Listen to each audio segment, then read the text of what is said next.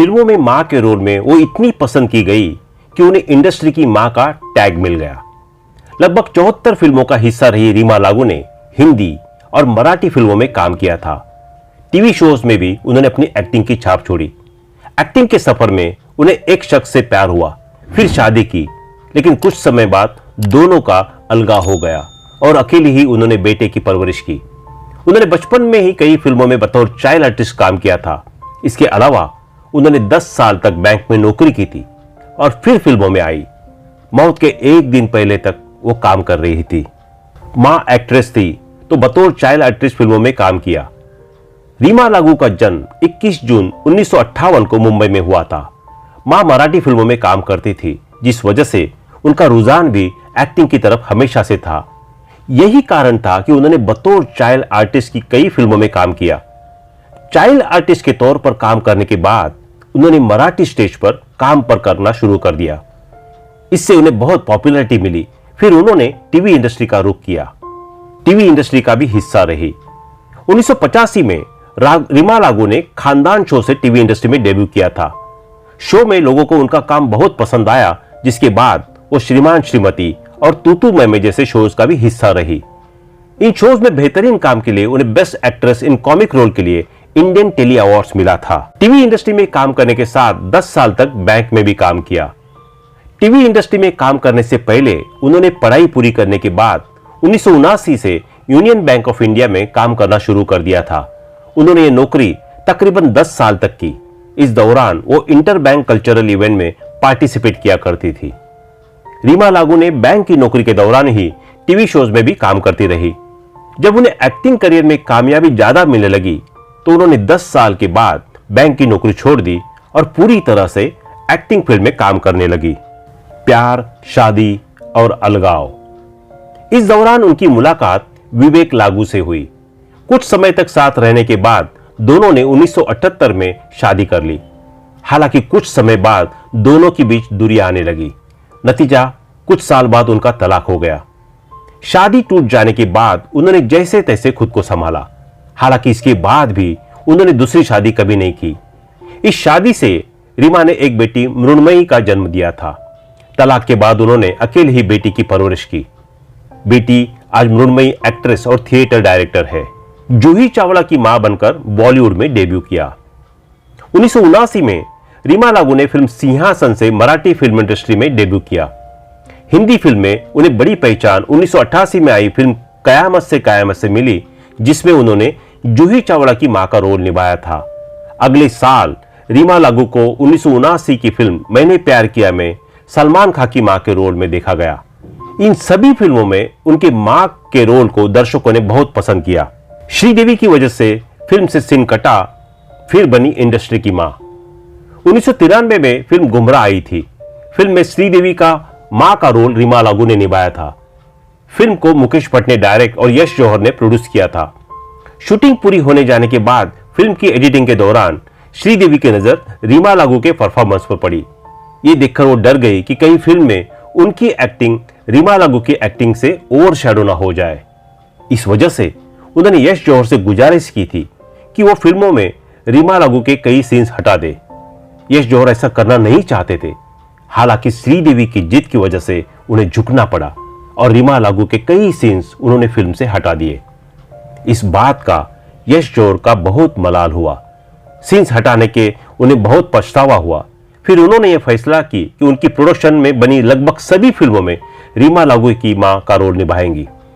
इस फैसले के बाद उनके प्रोडक्शन में बनी फिल्मों कल हो ना हो, डुप्लीकेट और कुछ कुछ होता है में रीमा लागू ने मां का रोल प्ले किया। उनसे इसी कदम से रीमा लागू कई फिल्मों में मां का रोल निभाया और इंडस्ट्री की मां का टैग अपने नाम किया।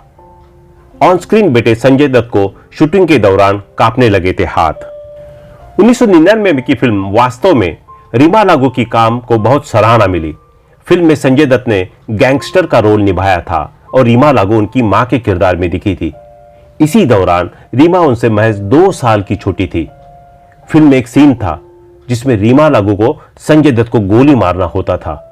इस सीन की शूटिंग के दौरान जब उन्होंने ऑन स्क्रीन बेटे को गोली मारने के लिए बंदूक उठाई तो उनके हाथ कांपने लगे और पूरी तरह से पसीने से लथपथ हो गई थी। हालांकि बाद में उन्होंने कड़ी मेहनत से इस सीन को पूरा किया था। एक फोटोग्राफर की रीमा लागू ने बदल दी थी जिंदगी। फेमस फोटोग्राफर आशीष सोमपुरा ने एक इंटरव्यू में बताया था कि रीमा लागू ही थी जिसके बदौलत उन्हें अपनी पहचान बनाने में मदद मिली थी। करियर की शुरुआत में उन्होंने रीमा लागू को पोर्टफोलियो शूट किया था। उसी दौरान रीमा जाना पहचाना चेहरा थी और आशीष इस फील्ड में नए थे। इसके बावजूद रीमा ने उन पर भरोसा किया था। इस काम के बदले उन्हें 600 रुपए मिले थे। उनके शूट के बाद फिल्म इंडस्ट्री में आशीष को जानने लगे थे और धीरे धीरे उन्हें काम भी मिलने लगा। कई साल बाद रीमा लागू ने आशीष से ही अपनी बेटी का पोर्टफोलियो शूट कराने आई थी। जब उन्होंने आशीष को फीस देनी चाहिए तो उन्होंने मना कर दिया। आशीष ने कहा कि उनकी बदौलत उन्होंने ये मुकाम हासिल किया है।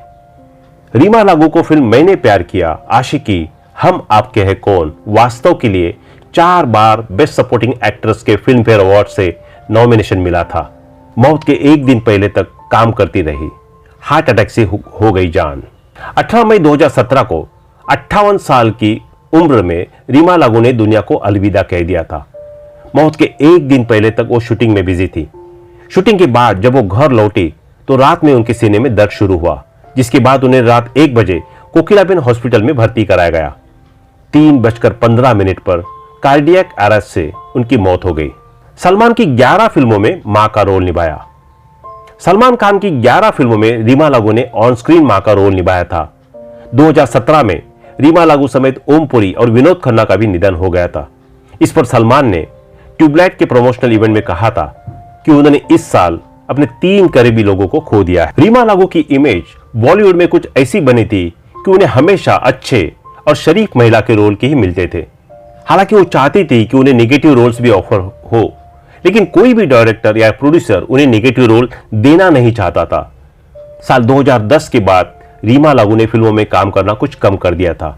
वो किसी नेगेटिव रोल की तलाश में थी। उनकी ख्वाहिश पूरी की महेश भट्ट ने, जो साल 2016 में नामकरण नाम का एक टीवी शो डायरेक्ट करने जा रहे थे। महेश भट्ट ने इस शो में रीमा लागू को दयावंती मेहता के रोल के लिए साइन किया। इस शो में दयावंती का किरदार एक नेगेटिव शेड वाला किरदार था। रीमा लागू इस शो में अपने बहुत काम से बहुत खुश थी।